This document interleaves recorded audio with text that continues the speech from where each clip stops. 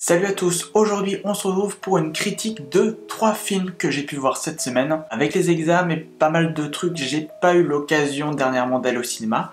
Donc je me suis rattrapé tout ça cette semaine, j'ai vu 3 films et je voulais vraiment vous en parler. Ces 3 films dont on va parler, c'est Aladdin, Rocketman et John Wick. C'est des films, chacun d'entre eux, j'avais pas forcément une grande attente de les voir. Et honnêtement, j'ai plus été poussé par ce besoin, cette envie de voir un film, d'être dans une salle de cinéma, plutôt que vraiment me dire ce film-là, absolument, il faut que j'aille le voir. J'avais quand même quelques petites attentes parce que ça m'intéressait de voir Will Smith en génie, ça m'intéressait de voir la performance de Taron Egerton en Elton John, et surtout de faire une petite comparaison avec Bohemian Rhapsody. Et j'avais bien aimé John Wick 2, donc voir la suite, ça m'intéressait aussi un petit peu. Et c'est peut-être même le film dont j'avais le plus d'attentes par rapport aux deux autres. Je vais donc parler de chacun des films, vous donner mon avis un peu général sur le film, ce que j'ai aimé et ce que je n'ai pas aimé. Et on commence donc avec Aladdin. Aladdin qui est donc la version live action du dessin animé de Disney. Il n'y a pas vraiment besoin de parler d'histoire parce que cette version live action c'est juste le copier-coller du dessin animé. C'est donc interprété par des acteurs en chair et en os à l'écran et non pas du dessin animé. Et qu'est-ce que ça vaut ?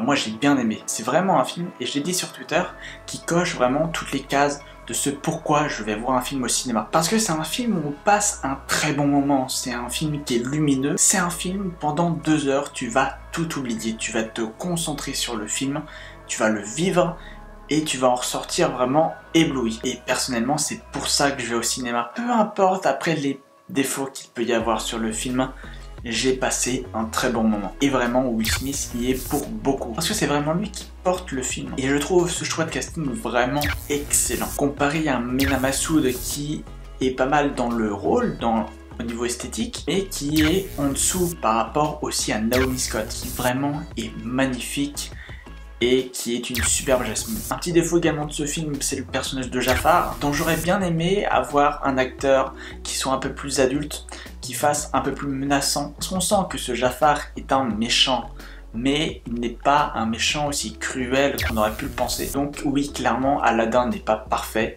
mais on passe un très bon moment. Donc c'est une bonne surprise de ce mois-ci. On va maintenant parler de Rocketman, un film réalisé par Dexter Fletcher avec notamment au casting dans le rôle principal Taron Egerton. C'est en gros l'histoire, c'est un biopic sur la vie d'Elton John. Elton John qui est encore vivant, donc c'est pas un biopic posthume, à différence par exemple d'un Bohemian Rhapsody. Là on se concentre donc sur la vie d'Elton John, mais elle n'est pas finie, donc on se concentre beaucoup plus sur son enfance, son début d'adolescence et son début de vie d'adulte. Je connais Elton John, bien sûr, je connais même quelques chansons, mais je ne connaissais pas du tout sa vie, et en soi, honnêtement, c'était pas ce qui m'intéressait le plus. J'y suis allé plus pour voir la performance de Taron Egerton, que je connais de Kingsman, et aussi parce que Dexter Fletcher, c'est le gars qui a continué la réalisation après le départ de Bryan Singer de Bohemian Rhapsody. Donc il est un petit peu habitué à ce genre de biopic musicaux, et parce qu'en plus Bohemian Rhapsody est sorti il y a quelques mois de cela.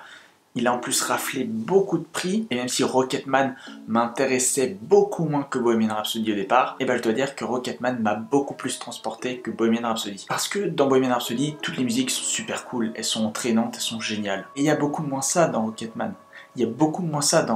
Parce qu'honnêtement, la discographie d'Elton John, même si elle est incroyable, elle est quand même un peu moins que celle de Queen. Mais la réalisation de ce film, la mise en scène et la performance de l'acteur principal, ça surpasse tout ce que j'ai pu voir dans Bohemian Rhapsody. Parce que ce film se sert de ses musiques d'une très bonne façon. Il s'en sert pour accompagner le film, mais n'est pas une partie prenante de ce film. Dans Rocketman, on nous raconte l'histoire d'Elton John, de son enfance à sa vie d'adulte, et cette histoire est parsemée de musiques d'Elton John qui vont faire un lien avec des moments de sa vie. Mais à la différence de Bohemian Rhapsody, on n'est pas là à voir la construction de ces musiques. Là en fait on se concentre sur Elton John, son histoire et non pas sa musique. Et c'est pour ça qu'avec ce film, avec Rocketman, vu qu'on se concentre beaucoup plus sur le personnage, il y a beaucoup plus d'émotions. Il y a de nombreuses scènes qui sont à la limite de faire chialer. Parce qu'on vit le moment vraiment avec le personnage. On comprend qu'il n'a pas eu une enfance facile, ses relations avec les autres ont été assez presque conflictuel. C'est quelqu'un qui a sombré dans de nombreuses addictions,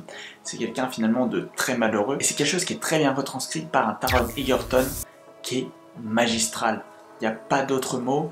Si vraiment vous avez donné un Oscar à Rami Malek pour Bohemian Rhapsody, ils font donner un Taron Egerton pour Rocketman parce que ça serait totalement mérité, parce que cet acteur a un jeu incroyable que j'aurais jamais décelé pour un rôle comme ça. C'est vraiment un film que je vous conseille d'aller voir au cinéma. Et c'est un film qui a pas vraiment de défaut, à part peut-être certains acteurs secondaires qui sont un petit peu plus effacés par rapport à Taron Egerton, à sa performance incroyable, et certains petits points du scénario qui font peut-être un peu téléphoner, mais en soi je connais pas la vie d'Elton John, donc je sais pas si c'est vraiment ce qu'il a vécu ou si c'est un petit peu trop romancé, donc je pourrais pas formuler un avis, une critique définitive sur ce point. Et on va terminer avec ce qui est finalement la plus grosse déception de cette semaine, John Wick Parabellum. John Wick, c'est une série de films que j'aime bien. J'ai d'ailleurs regardé très récemment le premier film. Les 3 films que j'ai été voir cette semaine, c'est celui dont j'avais le plus d'attentes. Parce qu'en plus, c'est interprété par Keanu Reeves, qui est un acteur que j'aime quand même pas mal. C'est un film d'action, c'est un genre de film qui me botte. J'avais pas une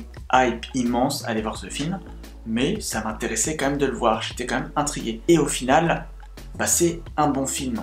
C'est indéniable. Il y a une esthétique qui est très recherchée, il y a des combats qui sont extrêmement bien faits, qui sont très jolis, qui fonctionnent vraiment très bien, mais c'était pas à la hauteur de ce que j'aurais pu imaginer. Quand j'ai vu que c'est la suite directe du 2, quand j'ai vu que John Wick allait être confronté à presque l'intégralité des assassins du monde, je me suis dit que ouais, quand même, là, ça peut être bon. John Wick, c'est un personnage ultra badass, qui est vraiment interprété à merveille par Keanu Reeves. Et l'imaginer se battre contre des centaines d'assassins, ça donne vraiment envie. Le truc est que, en fait, c'est beaucoup plus un filler qui va amener à la conclusion qu'on verra dans l'épisode 4. Le 4e film, mais bon, 4e épisode, ça signifie à peu près la même chose. Finalement, dans ce film, John Wick va aller de péripétie en péripétie, il va rencontrer plein de personnes, il va se battre contre plein de gens, mais j'ai l'impression qu'il tourne un peu en rond et que ce film-là est peut-être fait pour introduire certains personnages et pour amener à une conclusion qui sera très certainement dantesque. Dans ce film, les chorégraphies des combats sont réussies, l'esthétique est réussie, la réal en soi est très bonne, le casting est excellent, mais